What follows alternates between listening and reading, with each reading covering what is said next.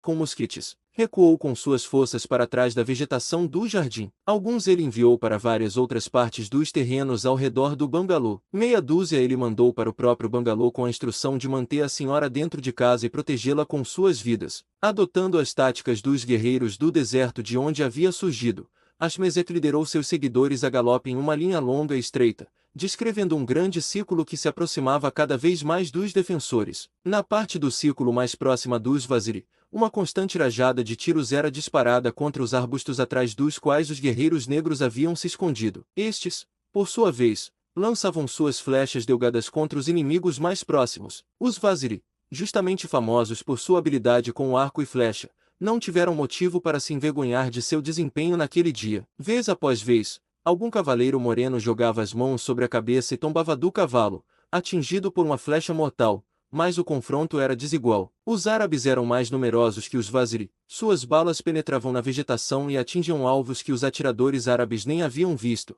e então Ashmezek circulou a meio quilômetro acima do bangalô, derrubou uma seção da cerca e conduziu seus saqueadores para dentro da propriedade. Pelo campo, avançaram em disparada desenfreada. Não mais pararam para baixar cercas, em vez disso, conduziram seus montados selvagens diretamente contra os obstáculos, ultrapassando-os com a leveza de gaivotas aladas. Mugambi os viu se aproximando, e chamando os guerreiros que restavam, correu para o bangalô e para a última resistência. Na varanda, Lady Greystoke estava de pé, com o rifle em mãos. Mais de um invasor tinha sido contido por seus nervos firmes e sua pontaria precisa em relação à lei. Mais de um pônei corria, sem cavaleiro, na esteira da ordem investida. Mugambi empurrou sua senhora de volta para a maior segurança do interior e, com sua força diminuída, preparou-se para fazer uma última resistência contra o inimigo. Vieram os árabes, gritando e acenando com seus longos rifles acima de suas cabeças. Passaram correndo pela varanda, disparando fogo mortal contra os Vaziri ajoelhados, que devolviam salvas de flechas de trás de seus longos escudos ovais, escudos bem adaptados, talvez, para parar uma flecha inimiga, ou desviar uma lança, mas completamente inúteis diante dos projéteis de chumbo dos atiradores. Por baixo das persianas meio levantadas do bangalô, outros arqueiros prestavam um serviço eficaz com maior segurança, e após o primeiro ataque, Mugambi retirou toda a sua força para dentro do edifício. Mais uma vez os árabes avançaram, formando finalmente um círculo estático ao redor da pequena fortaleza, fora do alcance efetivo das flechas dos defensores. De sua nova posição, disparavam à vontade nas janelas. Um a um os Vaziri caíam. Cada vez menos flechas respondiam às armas dos invasores, e por fim Ashmezek se sentiu seguro para ordenar um ataque. Disparando enquanto corriam, a horda sanguinária avançou em direção à varanda. Uma dúzia deles caiu diante das flechas dos defensores, mas a maioria chegou à porta. Pesadas coronhas de armas caíram sobre ela. O estrondo da madeira estilhaçada se misturava ao disparo de um rifle, quando Jane Clayton atirava através das tábuas contra o implacável inimigo. De ambos os lados da porta, os homens caíam, mas, por fim, a frágil barreira cedeu aos ataques violentos dos atacantes enfurecidos.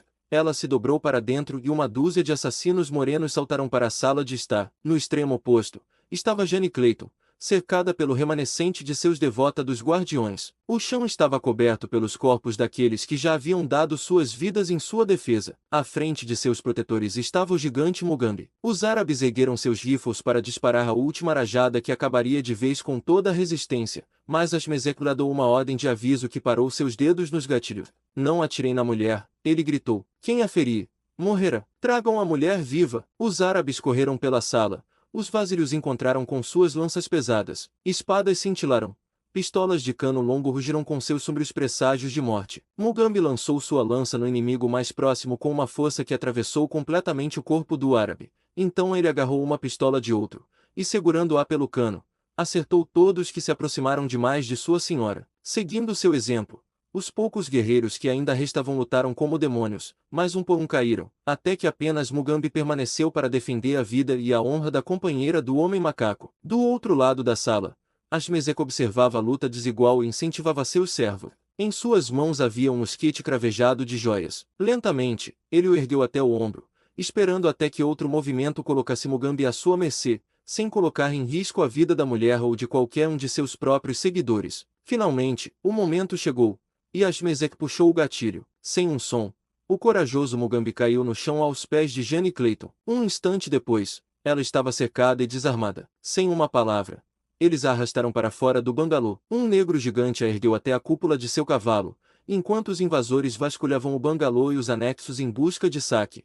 Ele cavalgava com ela além dos portões e aguardava a chegada de seu mestre. Jane Clayton viu os invasores conduzirem os cavalos para fora do curral e trazerem os rebanhos dos campos. Ela viu sua casa saqueada de tudo que representava valor intrínseco aos olhos dos árabes, e então viu a tocha ser acesa, e as chamas devorarem o que restava. E, finalmente, quando os invasores se reuniram após satisfazer sua fúria e sua ganância, e cavalgarem com ela para o norte, ela viu a fumaça e as chamas subirem alto nos céus até que a trilha que se enroscava na densa floresta escondeu a triste visão de seus olhos. Enquanto as chamas consumiam a sala de estar, estendendo línguas bifurcadas para lamber os corpos dos mortos, um daquela companhia horrível cujas sangrentas vibrações já haviam sido silenciadas há muito tempo, moveu-se novamente. Era um enorme negro que se virou de lado, e abriu os olhos vermelhos e sofrido. Mugambi, que os árabes haviam deixado para morrer, ainda vivia. As chamas quentes estavam quase sobre ele enquanto ele se levantava dolorosamente de mãos e joelhos e rastejava lentamente em direção à porta. Invamente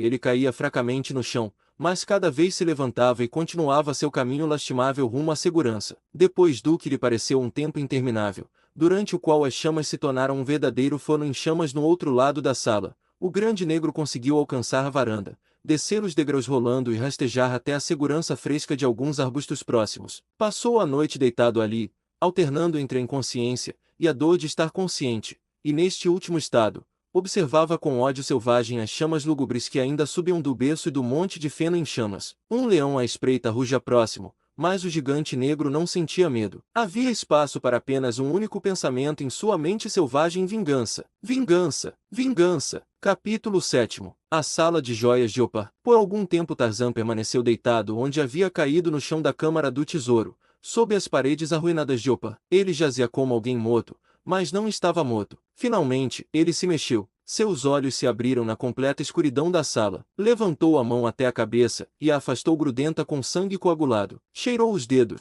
Como uma fera poderia farejar o sangue da vida sobre uma pata ferida. Lentamente, ergueu-se para a posição de sentado ouvindo. Nenhum som chegava às profundezas enterradas de seu sepulcro. Ele cambaleou até ficar de pé e se esgueirou entre as fileiras de lingotes. O que ele era? Onde ele estava? Sua cabeça doía. Mas, fora isso, não sentia nenhum efeito adverso do golpe que o derrubara. O acidente ele não lembrava, nem recordava qualquer coisa que o tivesse levado a ele. Ele deixou suas mãos tatearem de forma estranha sobre seus membros, seu torso e sua cabeça. Sentiu o carcaj atrás das costas, a faca em seu pano de cintura. Algo lutava por reconhecimento em sua mente. Ah, ele entendeu. Faltava algo. Ele rastejou pelo chão, sentindo com as mãos a coisa que seu instinto avisava que tinha desaparecido. Finalmente, ele encontrou o pesado dado de guerra que, em anos passados, tinha sido um elemento tão importante de sua vida diária, quase de sua própria existência.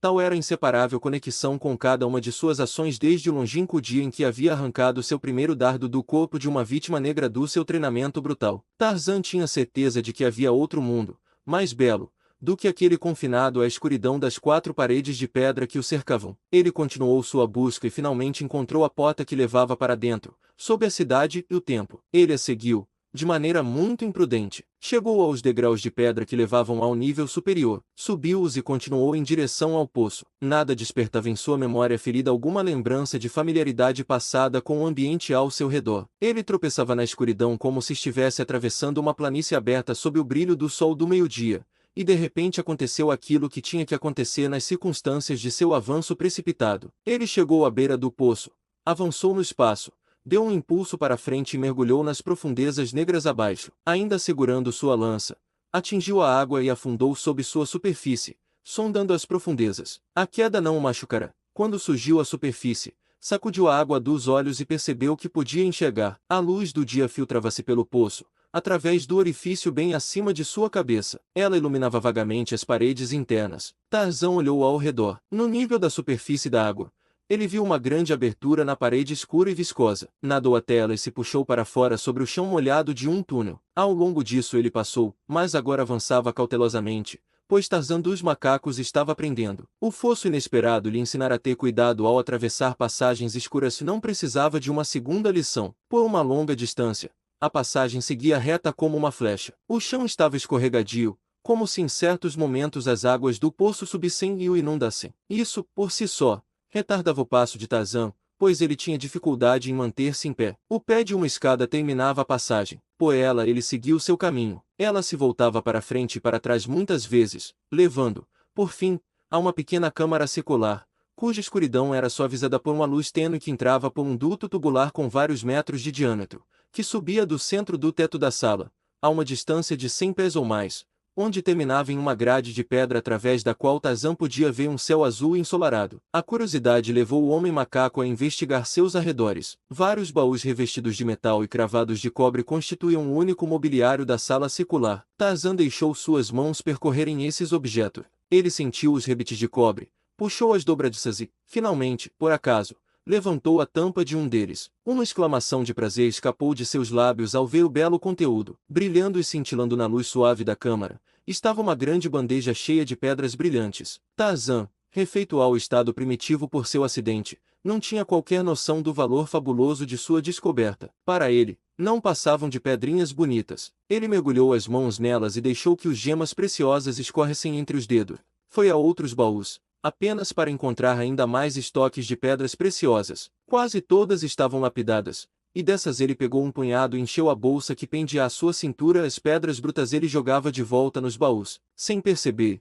o homem macaco havia tropeçado na esquecida sala de joias de Opa. Por eras, ela havia permanecido enterrada sob o templo do Deus Flamejante, no meio de um dos muitos corredores escuros que os supersticiosos descendentes dos antigos adoradores do sol não ousavam ou não queriam explorar. Cansando-se finalmente dessa distração, Tarzan retomou seu caminho pelo corredor que subia da sala de joias por uma inclinação íngreme. Serpenteando e se contorcendo, mas sempre com tendência a subir, o túnel o levou cada vez mais perto da superfície, terminando por fim em uma sala de teto baixo, mais iluminada do que qualquer outra que ele tivesse descoberto até então. Acima dele, uma abertura no teto, no extremo superior de um lance de degraus de concreto, revelava uma cena iluminada pelo sol. Tarzan observava as colunas cobertas de videiras com leve assombro. Franziu a testa na tentativa de recordar alguma lembrança de coisas semelhantes. Ele não tinha certeza de si mesmo. Havia sempre em sua mente uma sugestão tentadora de que algo lhe escapava, de que deveria saber muitas coisas que não sabia. Sua reflexão séria foi bruscamente interrompida por um rugido trovejante vindo da abertura acima dele. Seguindo o rugido vieram os gritos e clamores de homens e mulheres. Tarzan agarrou sua lança com mais firmeza e subiu os degraus. Uma visão estranha encontrou seus olhos ao emergir da semi-escuridão do porão para a luz brilhante do templo. As criaturas que ele viu diante de si ele reconheceu pelo que eram homens e mulheres, e um enorme leão. Os homens e mulheres corriam em busca da segurança das saídas. O leão estava sobre o corpo de alguém que fora menos afortunado que os outros. Ele estava no centro do templo, bem diante de Tarzan. Uma mulher estava ao lado de um bloco de pedra. Sobre o topo da pedra jazia um homem estendido, e enquanto o homem macaco observava a cena, viu o leão mirar terrivelmente os dois que permaneciam dentro do templo. Outro rugido trovejante saiu da garganta selvagem. A mulher gritou e desmaiou sobre o corpo do homem estendido de bruços no altar de pedra à sua frente. O leão avançou alguns passos e se agachou. A ponta de sua cauda sinuosa se mexia nervosamente. Ele estava prestes a atacar quando seus olhos foram atraídos para o homem macaco. Verper, impotente sobre o altar, viu o grande carnívoro se preparando para pular sobre ele. Ele percebeu a mudança súbita na expressão da fera ao olhar para algo além do altar, fora da visão do belga. Ele viu a formidável criatura se levantar. Uma figura passou rapidamente por Verper. Ele viu um braço poderoso erguido, e uma lança robusta disparar em direção ao leão, cravando-se em seu peito largo. Ele viu o leão mordendo e rasgando o cabo da arma, e viu, maravilha das maravilhas, o gigante nu que havia lançado o projétil avançando sobre a grande fera, apenas com uma longa faca pronta para enfrentar aqueles dentes e garras ferozes. O leão se ergueu para enfrentar esse novo inimigo. A fera estava rosnando de forma assustadora, e então, aos ouvidos surpresos do belga, rompeu um rosnado igualmente selvagem nos lábios do homem que corria sobre a fera. Com um rápido passo de lado, Tarzan escapou do primeiro ataque das garras do leão. Correndo para o lado da fera, ele saltou sobre suas costas douradas. Seus braços envolveram o pescoço de Juba, seus dentes mergulharam profundamente na carne do bruto. Rugindo, saltando, rolando e lutando, o gigante felino tentou desalojar aquele inimigo selvagem, enquanto, o tempo todo, um grande punho marrom cravava repetidamente uma lâmina longa e afiada nas laterais da fera. Durante a batalha, lá recuperou a consciência. Hipnotizada, ela permaneceu acima de sua vítima, observando o espetáculo. Parecia incrível que um ser humano pudesse superar o rei das feras em um confronto pessoal, e ainda assim, diante de seus próprios olhos, estava acontecendo exatamente essa improbabilidade. Por fim, a faca de Tarzan encontrou o grande coração, e com uma última e espasmódica luta, o leão rolou pelo chão de mármore, morto. Saltando de pé, o conquistador colocou um pé sobre o cadáver de sua presa, ergueu o rosto para os céus e deu um grito tão horrível que tanto Lá quanto Verper tremeram enquanto ele reverberava pelo templo. Então o homem macaco se virou, e Verper o reconheceu como o homem que deixará Pomoto na sala do tesouro. Capítulo 8. A fuga de Opar. Verper estava estupefato. Seria essa criatura o mesmo inglês digno que o havia recebido tão graciosa e cordialmente em seu luxuoso lar africano? Poderia essa fera selvagem, com olhos flamejantes e semblante ensanguentado, ser ao mesmo tempo um homem? O horrível grito de vitória que ele acabará de ouvir poderia ter vindo de uma garganta humana. Tarzan observava o homem e a mulher, uma expressão perplexa em seus olhos, mas não havia o mais mínimo sinal de reconhecimento. Era como se ele tivesse descoberto alguma nova espécie de criatura viva e estivesse maravilhado com sua descoberta. Lá estudava os traços do homem macaco. Lentamente, seus grandes olhos se abriram bem. Tarzan, ela exclamou. E então, no vernáculo dos grandes símios, que a constante associação com os antropoides havia tornado a língua comum dos oparianos, você voltou para mim. Lá ignorou os mandamentos de sua religião, esperando, sempre esperando por Tarzan por seu Tarzan. Ela não teve nenhum companheiro, porque em todo o mundo havia apenas um com quem ela se uniria. E agora você voltou. Diga-me, ó Tarzan, que é por mim que você retornou. Verper ouviu a linguagem ininteligível. Ele olhou de lá para Tarzan. Será que este último entenderia essa língua estranha? Para surpresa do belga, o inglês respondeu em uma língua evidentemente idêntica à dela. Tarzan, ele repetiu, pensativo. Tarzan, o nome soa familiar. É o seu nome, você é Tarzan, exclamou-la. Eu sou Tarzan. O homem macaco deu de ombro. Bem, é um bom nome, não conheço outro. Então vou mantê-lo, mas não o conheço. Não vim aqui por sua causa. Por que vim? Não sei de jeito nenhum. Também não sei de onde vim. Você pode me dizer? Lá balançou a cabeça. Nunca soube, respondeu ela. Tarzan se voltou para Verper e fez a mesma pergunta a ele, mas na língua dos grandes macacos. O belga balançou a cabeça. Não entendo essa língua, disse ele em francês, sem esforço, e aparentemente sem perceber que havia feito a mudança. Tarzan repetiu sua pergunta em francês. Verper de repente tomou plena consciência da magnitude da lesão da qual Tarzan era vítima. O homem havia perdido a memória, não podia mais recordar eventos passados. O belga estava prestes a esclarecê-lo, quando de repente lhe ocorreu que, mantendo Tarzan na ignorância, pelo menos por algum tempo, sobre sua verdadeira identidade, poderia ser possível transformar o infortúnio do homem macaco em sua própria vantagem. Não posso te dizer de onde você veio, ele disse. Mas isto posso te dizer: se não sairmos deste lugar horrível, ambos seremos mortos sobre este altar sangrento. A mulher estava prestes a cravar sua faca em meu coração quando o leão interrompeu o ritual demoníaco. Venha, antes que eles se recuperem do susto, e se reúnam novamente. Vamos encontrar uma saída deste templo maldito. Tarzan se voltou vivamente para lá. Por quê? Ele perguntou. Você teria matado este homem. Está com fome. A alta sacerdotisa gritou de desgosto. Ele tentou te matar, continuou Tarzan. A mulher balançou a cabeça. Então por que você teria desejado matá-lo? Tarzan estava determinado a chegar ao fundo da questão. Lá levantou seu braço esguio e apontou na direção do sol. Estávamos oferecendo a alma dele como um presente ao deus flamejante, ela disse. Tarzan parecia confuso. Ele era vivamente um macaco, e macacos não entendem tais assuntos como almas e deuses flamejantes. Você deseja morrer? Ele perguntou a Verper. O belga assegurou-lhe, com lágrimas nos olhos, que não desejava morrer. Muito bem então. Você não morrerá, disse Tarzan. Venha, vamos embora. Esta mulher mataria você e me manteria só para ela. De qualquer forma, não é lugar para um mangane. Eu morreria em breve, preso atrás dessas paredes de pedra. Ele se virou para lá. Vamos agora, disse ele. A mulher avançou rapidamente e agarrou as mãos do homem macaco nas suas. Não me deixe, ela gritou. Fique, e você será sumo sacerdote. Lá te ama. Todo o par será seu, escravos irão servi-lo. Fique, Tarzan dos macacos, e deixe que o amor te recompense. O homem macaco afastou a mulher que estava de joelho. Tarzan não te deseja, disse, simplesmente, e caminhando até o lado de Verper, cortou as amarras do belga e fez um gesto para que ele o seguisse. Ofegante, seu rosto convulsionado de raiva, lá saltou de pé. Fique. Você ficará, ela gritou. Lá vai te ter. Se não puder ter você vivo, terá você morto.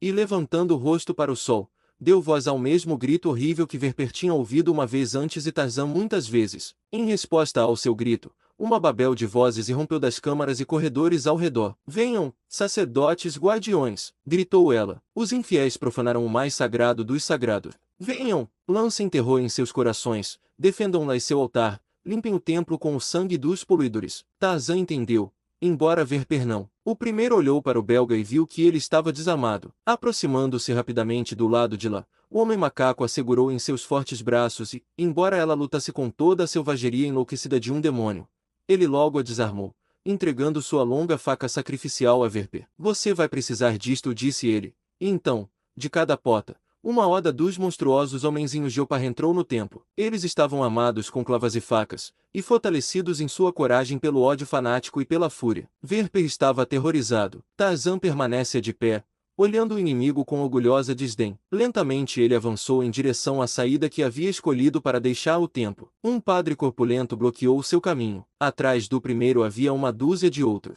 Tarzan balançou sua pesada lança, como um porrete, sobre o crânio do padre. O sujeito desabou, a cabeça esmagada. Vez após vez a arma caía enquanto Tarzan avançava lentamente em direção à porta. Verper pressionava por perto, lançando olhares para trás em direção à multidão gritando e dançando que ameaçava a retaguarda deles. Ele segurava a faca de sacrifício pronta para atacar quem quer que entrasse em seu alcance, mas ninguém se aproximava. Por um tempo, ele se perguntou por que aqueles homens lutavam tão bravamente contra o gigante homencinho, mas hesitavam em atacá-lo, que era relativamente tão fraco. Se tivessem feito isso, ele sabia que teria caído ao primeiro ataque. Tarzan havia alcançado a porta sobre os cadáveres de todos que tentaram barrar seu caminho, antes que Verper desvendasse o motivo de sua imunidade. Os sacerdotes temiam a faca de sacrifício. Com vontade, eles enfrentariam a morte e a receberiam de bom grado se ela chegasse enquanto defendiam suas sacerdotes a maior e seu altar. Mas evidentemente, há mortes e mortes. Alguma superstição estranha deve cercar aquela lâmina polida,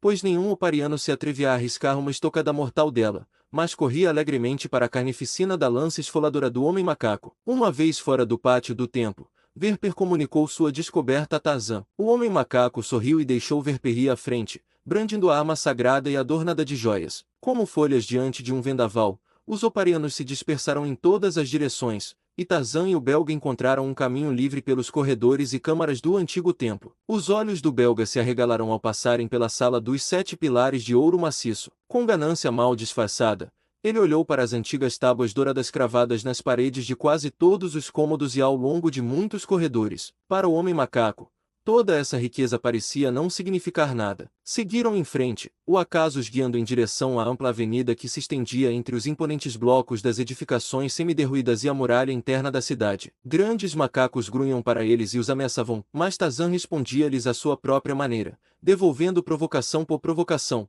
insulto por insulto, desafio por desafio. Verper viu um touro peludo descer de uma coluna quebrada e avançar, com pernas rígidas e arrepiado, em direção ao gigante nu. Os dentes amarelos estavam à mostra, rosnados e latidos furiosos ressoavam de maneira ameaçadora pelos lábios grossos e pendentes. O belga observava seu companheiro. Para seu horror, viu o homem se curvar até que seus nós fechados descansassem sobre o chão, assim como os do antropoide. Viu-o circular, com as pernas rígidas, ao redor do macaco que girava. Ouviu os mesmos latidos e rosnados bestiais saírem da garganta humana que vinham da boca da fera. Se tivesse fechado os olhos, não poderia saber se 2 macacos gigantes estavam se preparando para o combate. Mas não houve batalha. Terminou como a maioria desses encontros na selva termina: um dos fanfarrões perde a coragem e de repente se interessa por uma folha que se move, um besouro ou os piolhos em sua barriga peluda. Nesta ocasião, foi o antropoide que se retirou com uma dignidade rígida para inspecionar uma lagarta infeliz,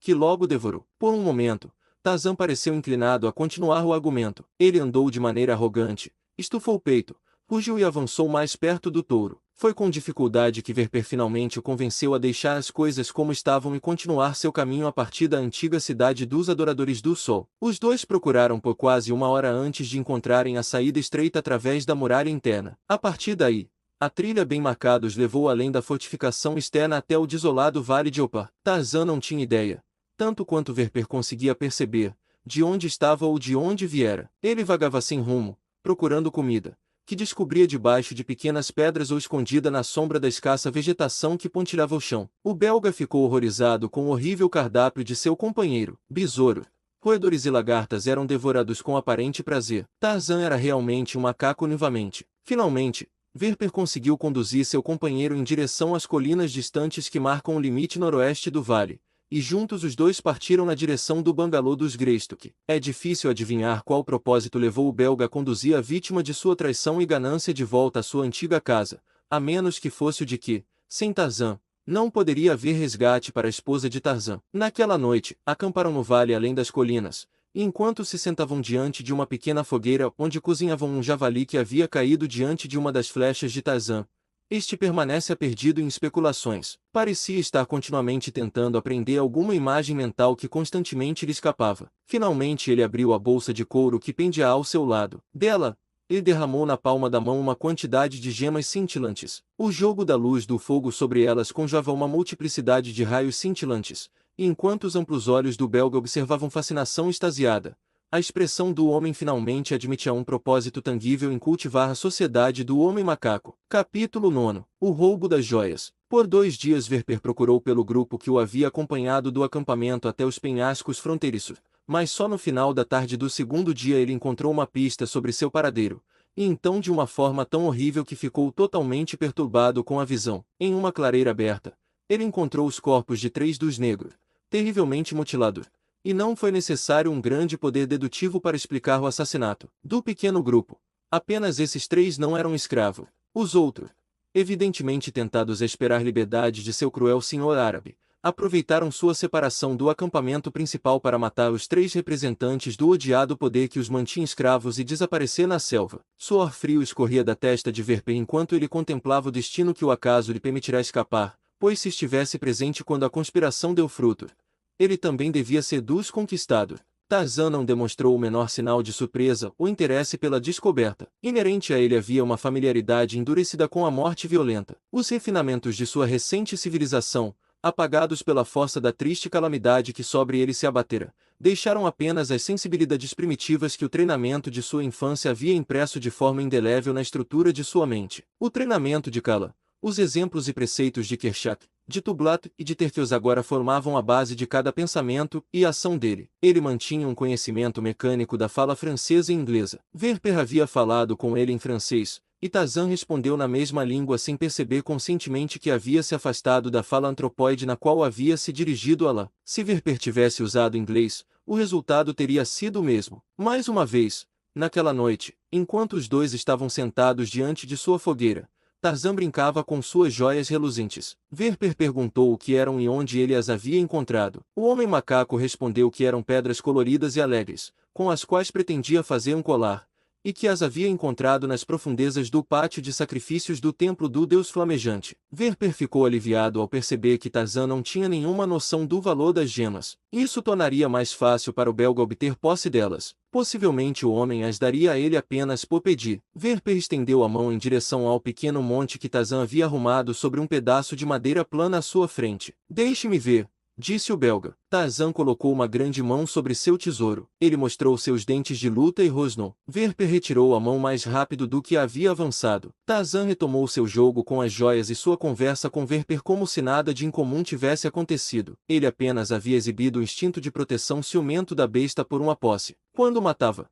compartilhava a carne com Verper, mas se Verper alguma vez, por acaso, colocasse a mão na parte de Tarzan, ele teria despertado o mesmo aviso selvagem e ressentido. Daquele acontecimento datou-se o início de um grande medo no peito do belga por seu companheiro selvagem. Ele nunca havia compreendido a transformação que se operara em Tarzan pelo golpe na cabeça, a não ser atribuí-la a uma forma de amnésia. Que Tarzan havia sido, de fato, uma fera selvagem da selva, Verper não sabia, e assim, é claro, ele não podia imaginar que o homem havia regressado ao estado em que sua infância e juventude haviam sido passadas. Agora Verper via no inglês um maníaco perigoso, que o menor acidente desfavorável poderia fazer-se voltar contra ele com presas rasgadoras. Por um momento sequer Verper tentou se enganar acreditando que poderia se defender com sucesso contra um ataque do homem-macaco. Sua única esperança residia em escapulir e seguir o mais rapidamente possível para o acampamento distante de Ashmezek, mais armado apenas com a faca sacrificial. Verper relutava em tentar a jornada pela selva. Tarzan constituía uma proteção que não era de forma alguma desprezível, mesmo diante dos maiores carnívoros, como Verper teve razão de reconhecer pelas evidências que presenciou no templo de Opa. Além disso, Verper tinha sua alma gananciosa voltada para o saco de joias, e assim estava dividido entre as várias emoções de avareza e medo. Mas era a avareza que mais ardia em seu peito, a ponto de enfrentar os perigos e suportar os terrores da constante associação com alguém que ele considerava um louco, antes de desistir da esperança de obter a fortuna que os conteúdos do pequeno saco representavam. Ashmezek não deveria saber nada sobre isso e isso seria apenas para Verper. E assim que ele pudesse concretizar seu plano, chegaria à costa e tomaria passagem para a América, onde poderia se esconder sob o véu de uma nova identidade e desfrutar, de certa forma, dos frutos de seu roubo. Ele tinha tudo planejado, pensava o tenente Albert Verper, vivendo antecipadamente a vida luxuosa dos ricos ociosos. Ele até se sentiu lamentando que a América fosse tão provinciana, e que em nenhuma parte do Novo Mundo houvesse cidade que pudesse se comparar à sua amada Bruxelas. Foi ao terceiro dia de seu progresso a partir de Opar que os ouvidos aguçados de Tarzan captaram o som de homens atrás deles. Verper não ouviu nada além do zumbido dos insetos da selva e da vida barulhenta dos macacos menores e dos pássaros. Por um tempo, Tarzan permaneceu em silêncio estático, ouvindo, suas narinas sensíveis se dilatando enquanto ele analisava cada brisa que passava. Então ele retirou Verper para o ocultamento de uma vegetação densa e esperou. Logo, ao longo da trilha de caça que Verper e Tarzan vinham seguindo, surgiu à vista um guerreiro negro e elegante, alerta e vigilante. Em fila indiana atrás dele, seguiu, um após o outro, cerca de 50 outros, cada um carregando 2 lingotes amarelados presos às costas. Verper reconheceu imediatamente o grupo como aquele que havia acompanhado Tarzan em sua viagem ao Pá. Ele olhou para o homem-ape, mas nos olhos selvagens e atentos não viu qualquer reconhecimento de Basuli e aqueles outros leais Vaziri. Quando todos passaram, Tarzan se levantou e surgiu do esconderijo. Ele olhou pela trilha na direção em que o grupo havia ido. Então se voltou para Verper. Nós iremos segui-los e matá-los, disse ele. Por quê? Perguntou o belga. Eles são negros, explicou Tarzan. Foi um negro quem matou Kala. Eles são inimigos dos manganes. Verper não gostava da ideia de entrar em batalha com Basuli e seus ferozes guerreiros. E, novamente, ele acolheu a visão deles retornando para o bangalô Greystoke, pois começara a ter dúvidas sobre sua capacidade de refazer o caminho até o país dos Vaziri. Tarzan, ele sabia, não fazia a menor ideia de para onde estavam indo. Mantendo-se a uma distância segura atrás dos guerreiros carregados, eles não teriam dificuldade em segui-los até casa. Uma vez no bangalô, Verper conhecia o caminho para o acampamento de Ashmezek. Havia ainda outro motivo pelo qual ele não queria interferir com os Vaziri. Eles estavam carregando o grande fardo de tesouros na direção em que ele desejava que fosse levado. Quanto mais longe eles o levassem, menor seria a distância que ele e Ashmezek teriam que transportar. Ele discutiu com o homem macaco, portanto, contra o desejo deste de exterminar os negros, e finalmente conseguiu convencer Tarzan a segui-los em paz, dizendo que tinha certeza de que eles os levariam para fora da floresta, para um país rico, repleto de caça. Foram muitas marchas de Opar até o país dos Vaziris, mas finalmente chegou a hora em que Tarzan e o belga, seguindo a trilha dos guerreiros, alcançaram o último morro e viram diante de si a ampla planície Vaziri, o rio sinuoso e as florestas distantes ao norte e a oeste. A 1 milha ou mais à frente deles, a linha de guerreiros avançava lentamente como uma lagarta gigante através das altas ervas da planície. Mais adiante, rebanhos pastando de zebras, artebeices e topes pontilhavam a paisagem plana, enquanto, mais próximo do rio, um búfalo macho, com a cabeça e os ombros surgindo entre os juncos, observava os negros avançando por um momento, apenas para finalmente se virar e desaparecer na segurança de seu refúgio úmido e sombrio. Tarzan olhou para a paisagem familiar sem o menor sinal de reconhecimento nos olhos. Ele viu os animais de caça e sua boca se encheu de água, mas não olhou na direção de seu bangalô. Verper, entretanto, olhou. Uma expressão de confusão surgiu nos olhos do belga. Ele os sombreou com as palmas das mãos e fixou o olhar longamente e com intensidade no local onde o bangalô estivera. Ele não podia acreditar no que via. Não havia bangalô, nem celeiros, nem dependências. Os currais, os montes de feno, tudo havia desaparecido. O que isso poderia significar? E então, lentamente, Verper começou a entender a explicação para a devastação que havia sido causada naquele vale pacífico desde a última vez que seus olhos o tinham contemplado. Ashmezek estivera ali. Basuli e seus guerreiros haviam notado a devastação no momento em que avistaram a fazenda. Agora, apressavam-se em direção a ela, falando animadamente entre si, especulando sobre a causa e o significado da catástrofe. Quando, finalmente, atravessaram o jardim pisoteado e ficaram diante das ruínas carbonizadas do bangalô de seu mestre, seus maiores temores tornaram-se certezas à luz das evidências ao redor. Restos de mortos humanos, parcialmente devorados por hienas e outros carnívoros que infestavam a região, jaziam apodrecendo no chão, e entre os cadáveres permaneciam restos suficientes de suas roupas e adornos para tornar claro a Basuli a terrível história da catástrofe que havia atingido a casa de seu mestre. Os árabes, ele disse, enquanto seus homens se agrupavam ao redor dele. O vazir olhou ao redor com raiva muda por vários minutos. Em todos os lugares, encontravam apenas mais evidências da crueldade do inimigo implacável que havia vindo durante a ausência do grande Blana e arrasado sua propriedade. O que eles fizeram com a Lady? Perguntou um dos negros. Eles sempre chamaram Lady Greystoke assim. As mulheres eles teriam levado consigo, disse Basuli. Nossas mulheres e as dele. Um negro gigante ergueu sua lança acima da cabeça e deu um grito selvagem de raiva e ódio. Os outros seguiram seu exemplo. Basuli os silenciou com um gesto. Este não é momento para barulhos inúteis da boca, disse ele. O grande Blana nos ensinou que são os atos pelos quais as coisas são feitas, não palavras. Vamos poupar nosso fôlego, precisaremos de tudo para seguir os árabes e matá-los. Se a senhora e nossas mulheres viverem, maior será a necessidade de pressa.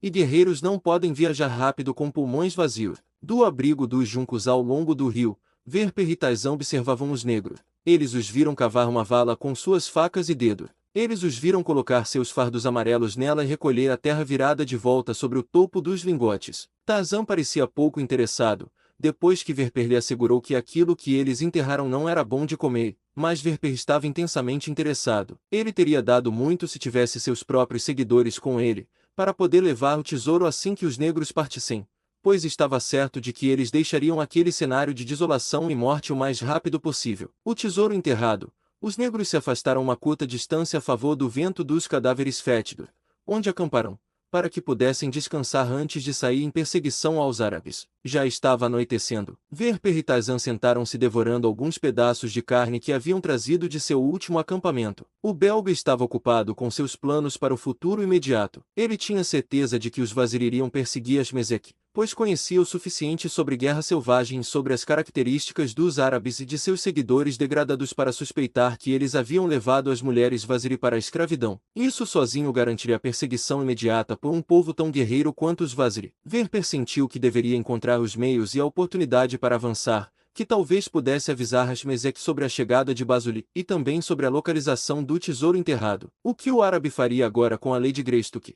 Considerando a aflição mental de seu marido, Verper não sabia nem se importava. Bastava saber que o tesouro de ouro enterrado no local do bangalô queimado era infinitamente mais valioso que qualquer resgate que pudesse ocorrer, até mesmo à mente avarenta do árabe.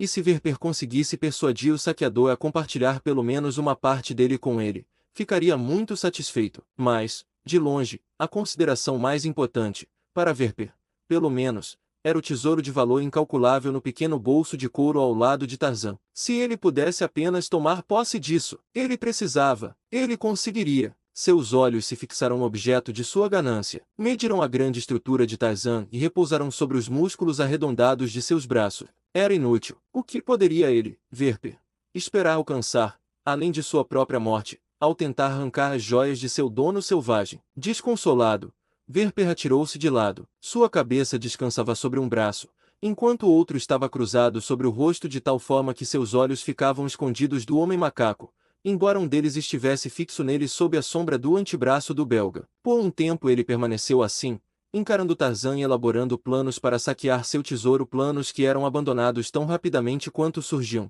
por serem fúteis. Tarzan, por sua vez, finalmente deixou seus próprios olhos repousarem sobre Verper. O belga percebeu que estava sendo observado e ficou muito imóvel. Após alguns momentos, simulou a respiração regular de um sono profundo. Tarzan tinha estado pensando. Ele havia visto os vazir enterrando seus pertences. Verper lhe dissera que eles os estavam escondendo para que ninguém os encontrasse e os levasse embora. Isso pareceu a Tarzan um plano esplêndido para proteger objetos de valor. Como Verper havia demonstrado o desejo de possuir suas pedrinhas brilhantes, Tarzan, com as suspeitas de um selvagem, guardara os baús, cujo valor ele desconhecia totalmente, com tanto zelo como se para ele significassem vida ou morte. Por um longo tempo o homem macaco ficou sentado observando seu companheiro. Finalmente, convencido de que ele dormia, Tarzan retirou sua faca de caça e começou a cavar um buraco no chão à sua frente. Com a lâmina ele soltou a terra, e com as mãos a removia até ter escavado uma pequena cavidade de alguns centímetros de diâmetro e 5 ou 6 centímetros de profundidade. Nela ele colocou o saco de joias. Verper quase esqueceu de respirar,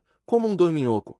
Ao ver o que o homem macaco estava fazendo, ele mal conteve uma exclamação de satisfação. Tarzan ficou de repente rígido quando seus ouvidos aguçados notaram a interrupção das inspirações e expirações regulares de seu companheiro. Seus olhos estreitos perfuravam diretamente o belga. Verper sentiu que estava perdido. Ele teria que arriscar tudo em sua habilidade de manter o engano. Ele suspirou, estendeu ambos os braços para fora e virou-se de costas, resmungando como se estivesse no meio de um pesadelo. Um momento depois, retomou a respiração normal. Agora ele não podia observar Tarzan, mas tinha certeza de que o homem permanece assentado por um longo tempo olhando para ele. Então, vagamente, Verper ouviu as mãos do outro raspando o chão, e depois abatendo. Ele soube então que as joias estavam enterradas. Foi uma hora antes de Verper se mover novamente, então ele se virou, encarando Tarzan, e abriu os olhos. O homem macaco dormia. Ao estender a mão, Verper podia tocar o lugar onde a bolsa estava enterrada. Por muito tempo ele ficou deitado observando e escutando. Movia-se, fazendo mais barulho do que o necessário, mas Tarzan não acordava. Ele retirou a faca de sacrifício do cinto e a cravou no chão. Tarzan não se mexeu. Cuidadosamente, o belga empurrou a lâmina para baixo pela terra solta acima da bolsa. Sentiu a ponta tocar o tecido macio e resistente do couro. Então, ele pressionou a alça para baixo. Lentamente, o pequeno monte de terra solta se levantou e se abriu. Um instante depois, um canto da bolsa apareceu à vista. Verper a retirou de seu esconderijo e a colocou dentro da camisa. Então, ele cobriu novamente o buraco e pressionou a terra com cuidado, como estava antes. A ganância o havia levado a um ato, cuja descoberta por seu companheiro poderia levar apenas às mais terríveis consequências para Verper. Já ele quase podia sentir aqueles dentes fortes e brancos cravando-se em seu pescoço. Ele estremeceu. Longe, através da planície, um leopardo rugiu, e nos densos juncos atrás dele, alguma grande fera se movia com passos silenciosos. Verper teme a esses predadores da noite,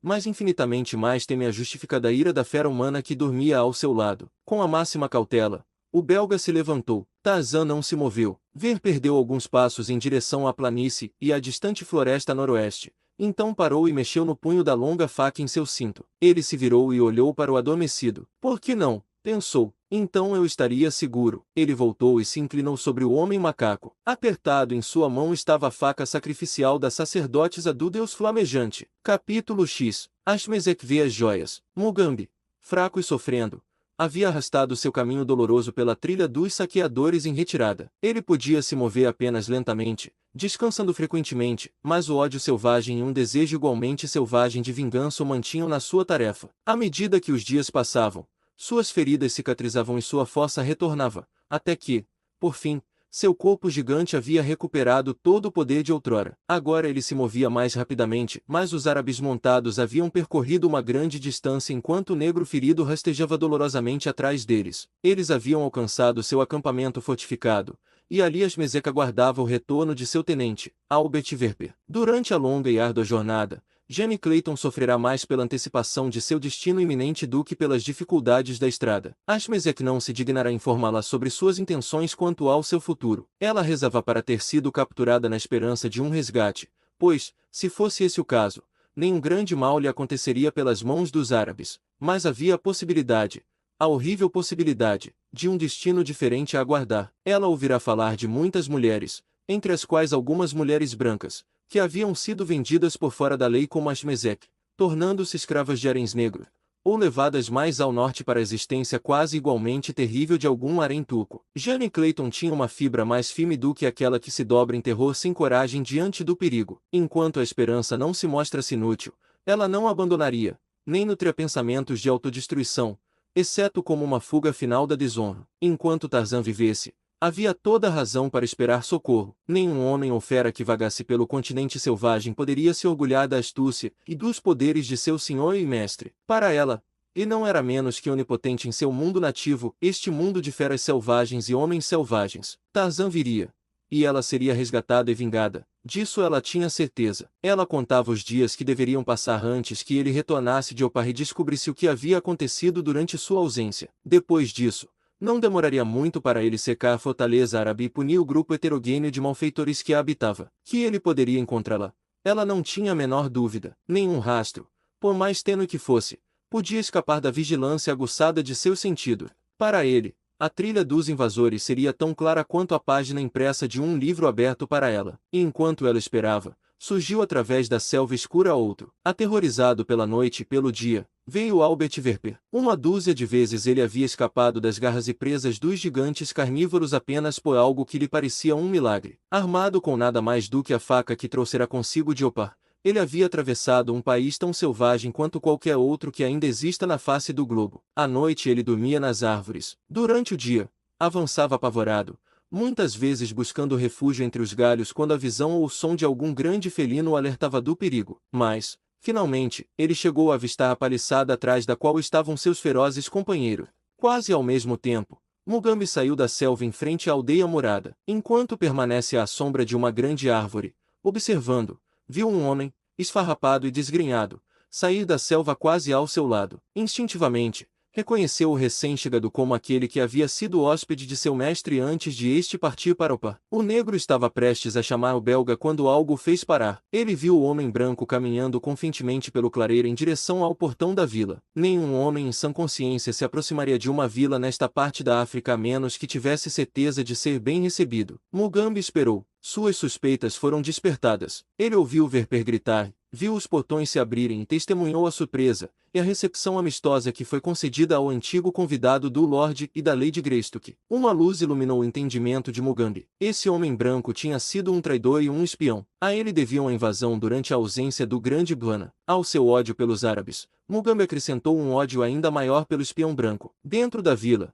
Verper passou apressadamente em direção à tenda de seda de Asmezek. O árabe levantou-se assim que seu tenente entrou. Seu rosto mostrou surpresa ao ver as roupas esfarrapadas do belga. O que aconteceu? Perguntou. Verper narrou tudo, exceto a pequena questão do saco de pedras preciosas, que agora estava firmemente preso à sua cintura, sob as roupas. Os olhos do árabe se estreitaram gananciosamente enquanto seu capanga descreve o tesouro que o vaziri havia enterrado ao lado das ruínas do Bangalô Greystoke. Será uma questão simples agora retornar e pegar isso, disse Asmezek. Primeiro vamos esperar a chegada do imprudente vaziri, e depois que os matarmos, podemos tomar nosso tempo com o tesouro. Ninguém o perturbará onde está, pois não deixaremos nenhum vivo que saiba de sua existência. E a mulher? Perguntou Verper. Vou vendê-la no norte, respondeu o invasor. É a única maneira agora. Ela deve render um bom preço. O belga assentiu com a cabeça. Estava pensando rapidamente. Se conseguisse persuadir Asmezek a enviá-lo no comando do grupo que levasse Lady Greystoke para o norte,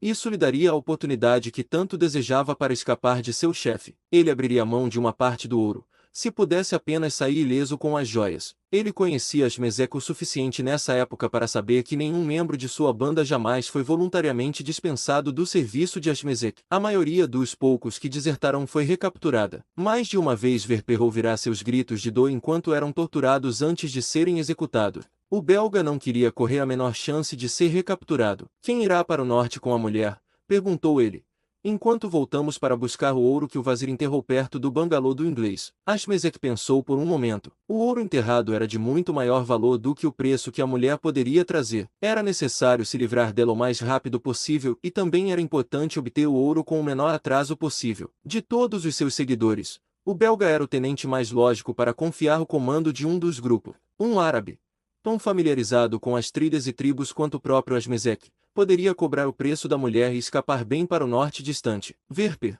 por outro lado, mal poderia escapar sozinho por um país hostil aos europeus, enquanto os homens que ele enviaria com o belga poderiam ser cuidadosamente escolhidos com o objetivo de impedir que Verper persuadisse qualquer parte considerável de seu comando a acompanhá-lo caso ele contemplasse a deserção de seu chefe. Por fim, o árabe falou. Não é necessário que ambos retornemos pelo ouro. Você irá para o norte com a mulher, levando uma carta a um amigo meu que está sempre em contato com os melhores mercados para esse tipo de mercadoria, enquanto eu volto pelo ouro. Podemos nos encontrar aqui novamente quando nossos negócios estiverem concluídos. Verper mal podia disfarçar a alegria com que recebeu essa decisão bem-vinda. E se ele realmente a disfarçou completamente dos olhos atentos e desconfiados de Asmezek é algo discutível. No entanto, decisão tomada. O árabe e seu tenente discutiram os detalhes de suas próximas empreitadas por mais algum tempo, quando Verper pediu licença e retornou para sua própria tenda para desfrutar dos confortos e do luxo de um banho e uma barba muito desejado.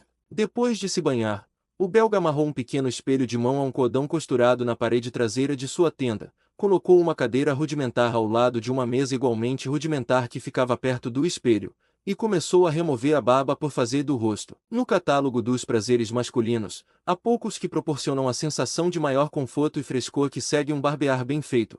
E agora, com o cansaço temporariamente afastado, Albert Verper se estirou em sua cadeira frágil para desfrutar de um último cigarro antes de se deitar. Seus polegares, enfiados no cinto em apoio preguiçoso ao peso de seus braços, tocaram o cinto que segurava a bolsa de joias na cintura. Ele sentiu um arrepio de excitação ao deixar a mente vagar sobre o valor do tesouro que, desconhecido por todos exceto ele, estava escondido sob suas roupas. O que Ashmezek diria, se soubesse? Verper sorriu. Como os olhos do velho patife saltariam se ele pudesse apenas vislumbrar aquelas belezas cintilantes. Verper ainda nunca tinha tido a oportunidade de contemplá-las por muito tempo. Ele nem mesmo as havia contado, somente fez uma estimativa aproximada de seu valor. Ele desabotou o cinto e retirou a bolsa de seu esconderijo. Estava sozinho. O restante do acampamento, exceto os sentinelas, havia se recolhido. Ninguém entraria na tenda do belga. Ele passou os dedos pela bolsa, sentindo as formas e os tamanhos dos pequenos e preciosos nódulos dentro dela. Mexeu na sacola, primeiro em uma palma, depois na outra, e finalmente girou sua cadeira lentamente ao redor da mesa, e nos raios de sua pequena lâmpada deixou as gemas cintilantes rolarem sobre a madeira áspera. Os raios resplandecentes transformaram o interior da lona suja e sórdida no esplendor de um palácio aos olhos do homem sonhador. Ele viu os salões dourados do prazer que abririam seus portões para o possuidor da riqueza que jazia espalhada sobre aquela superfície de mesa manchada e amassada. Sonhava com alegrias, luxos e poder que sempre estiveram além de seu alcance, e enquanto sonhava, seu olhar se ergueu da mesa, como o olhar de um sonhador, para um objetivo distante acima do horizonte comum e terrestre. Sem perceber, seus olhos repousaram sobre o espelho de barbear que ainda pendia na parede da tenda acima da mesa, mas sua visão estava concentrada muito além. E então um reflexo se moveu dentro da superfície polida do pequeno vidro. Os olhos do homem retornaram do espaço para o rosto do espelho, e nele ele viu refletido o semblante sombrio de Ashmezek, emoldurado pelas abas da entrada da tenda atrás dele. Verper reprimiu um suspiro de desânimo. Com rara compostura, deixou seu olhar cair, sem parecer ter parado diante do espelho, até que repousasse novamente sobre as joias. Sem pressa, guardou-as no saco, colocou este dentro de sua camisa, escolheu um cigarro de seu estojo, acendeu-o e se levantou. Bocejando e alongando os braços acima da cabeça, virou-se lentamente para o lado oposto da tenda. O rosto de Ashmezek havia desaparecido da entrada. Dizer que Albert Verper estava apavorado seria um eufemismo. Ele percebeu que não apenas havia sacrificado seu tesouro, mas também sua vida. Ashmezek nunca permitiria que a riqueza que havia descoberto escapasse de suas mãos, nem perdoaria a duplicidade de um tenente que havia tomado posse de tal tesouro sem oferecer compartilhá-lo com seu chefe. Lentamente, o belga se preparou para dormir. Se estivesse sendo observado, ele não poderia saber, mas, se assim fosse, o observador não notaria qualquer sinal da excitação nervosa que o europeu se esforçava para ocultar. Quando estava pronto para se deitar, o homem atravessou o pequeno cômodo e apagou a luz. 2 horas depois, as abas na frente da tenda se separaram silenciosamente e deram entrada a uma figura de manto escuro, que passou sem fazer barulho da escuridão do lado de fora para a escuridão do lado de dentro. Cuidadosamente, o intruso atravessou o interior. Em uma das mãos havia uma faca longa. Por fim, ele chegou à pilha de cobertores espalhados sobre vários tapetes próximos a uma das paredes da tenda. Levemente, seus dedos buscaram e encontraram o volume sob os cobertores, o volume que deveria ser Albert Verper. Eles delinearam a figura de um homem. E então um braço se ergueu, posou por um instante e desceu. Invamente ele subia e descia, e cada vez a longa lâmina da faca se enterrava na coisa sob os cobertores. Mas havia uma ausência inicial de vida no volume silencioso que concedeu ao assassino um momento de surpresa. Com febre, ele jogou os cobertores para trás e procurou com mãos nervosas a bolsa de joias que esperava encontrar escondida sobre o corpo de sua vítima. Um instante depois, ele se levantou com uma maldição nos lábios. Era Ashmezek, e ele xingou porque havia descoberto sob os cobertores de seu tenente apenas um monte de roupas descartadas, arrumadas na forma e semelhança de um homem dormindo. Albert Verper havia fugido. Para a aldeia correu o chefe, chamando em tons raivosos os árabes sonolentos, que saíram de suas tendas em resposta à sua voz, mas, embora tivessem revistado a aldeia repetidas vezes, não encontraram nenhum vestígio do belga. Espumando de raiva, Ashmezek chamou seus seguidores para montar a cavalo, e, embora a noite estivesse absolutamente negra, partiram para vasculhar a floresta próxima em busca de sua presa. Enquanto galopavam pelos portões abertos, Mugambi, escondido em um arbusto próximo, escorregou, sem ser visto, para dentro da paliçada. Uma vintena de negros se aglomerava na entrada para observar os que buscavam a saída, e quando o último deles saiu da aldeia, os negros fecharam os portões, e Mugambi ajudou no trabalho como se a melhor época de sua vida tivesse sido passada entre os invasores. No escuro, ele passou, sem ser desafiado, como um deles, e quando retornaram dos portões para suas respectivas tendas e cabanas, Mugambi se dissolveu nas sombras e desapareceu. Por uma hora ele rastejou pelos fundos das várias cabanas e tendas, numa tentativa de localizar aquela em que o companheiro de seu mestre estava preso. Havia uma em que ele estava razoavelmente certo de que ela se encontrava, pois era a única cabana à frente da qual um sentinela havia sido colocado. Mugambi estava agachado na sombra dessa estrutura, bem ao redor da esquina do guarda desprevenido, quando outro se aproximou para substituir seu camarada. "A prisioneira está segura lá dentro?" perguntou o recém-chegado. "Está", respondeu o outro, "pois ninguém passou por esta porta desde que cheguei." O novo sentinela agachou-se ao lado da porta, enquanto aquele a quem ele havia substituído seguia para sua própria cabana. Mugambi deslizou mais perto do canto do prédio. Com uma mão poderosa, ele segurava um pesado bastão com ponta em forma de botão. Nenhum sinal de exaltação perturbava sua calma fleumática, mas interiormente ele se sentia alegre com a prova de que acabará de ouvir: a dama realmente estava lá dentro. As costas do sentinela estavam voltadas para o canto da cabana que escondia o gigante negro. O sujeito não percebeu a enorme figura que silenciosamente se aproximava por trás dele. O bastão com ponta em forma de botão balançou para cima em um arco, e depois para baixo novamente. Houve o som de um baque surdo, da trituração de ossos pesados, e o sentinela desabou em um silente e inanimado pedaço de argila. Um momento depois, Mugambi estava vasculhando o interior da cabana, primeiro lentamente, chamando "senhora" em um sussurro baixo, e finalmente com uma pressa quase frenética, até que a verdade finalmente lhe ocorreu: a cabana estava vazia. Capítulo X. Tarzan se torna uma besta novamente. Por um momento, Verper ficou parado sobre o homem macaco adormecido, sua faca assassina pronta para o golpe fatal. Mas o medo segurou sua mão. E se o primeiro golpe não conseguisse levar a lâmina ao coração da vítima? Verper estremeceu ao contemplar as desastrosas consequências para si mesmo. Desperto, e mesmo com apenas alguns momentos de vida restantes, o gigante poderia literalmente despedaçar seu agressor se quisesse. E o belga não tinha dúvidas de que Tarzan escolheria assim. Invamente soou o suave som de passos silenciosos nos juncos mais próximos. Desta vez, Verper abandonou seu plano. Diante dele se estendia a ampla planície e a chance de fuga. As joias estavam em sua posse. Permanecer por mais tempo era arriscar a morte pelas mãos de Tarzan, ou pelas mandíbulas do caçador que se aproximava cada vez mais. Virando-se, ele se esgueirou pela noite, em direção à floresta distante. Tarzan continuava dormindo. Onde estavam aqueles poderes guardiões e misteriosos que anteriormente o tornavam imune aos perigos da surpresa? Seria esse sonhador apático o atento e sensível Tarzan de antigamente? Talvez o golpe em sua cabeça tenha anestesiado seus sentidos. Temporariamente, quem pode dizer? Mais perto rastejava a criatura furtiva através dos juncos. A cortina farfalhante de vegetação se abriu alguns passos antes de onde o dominhoco estava deitado, e a cabeça maciça de um leão apareceu. A fera examinou o homem macaco atentamente por um momento, depois agachou-se, com os pés traseiros bem sob o corpo, a cauda chicoteando de um lado para o outro. Era o bater da cauda da fera contra os juncos que despertou Tarzan. O povo da selva não desperta devagar instantaneamente. A plena consciência e pleno controle de todas as suas faculdades retornam a ele do profundo sono. Mesmo quando Tarzan abriu os olhos, ele já estava de pé, a lança firmemente segurada na mão e pronto para atacar. Mais uma vez, ele era Tarzan dos macacos, consciente, vigilante, preparado. Nenhum leão possui características idênticas a outro, assim como o mesmo leão não age invariavelmente da mesma forma em circunstâncias semelhantes. Se foi surpresa, medo ou cautela que levou o leão a se agachar pronto para atacar o homem, isso é irrelevante. O fato é que ele não executou seu plano original.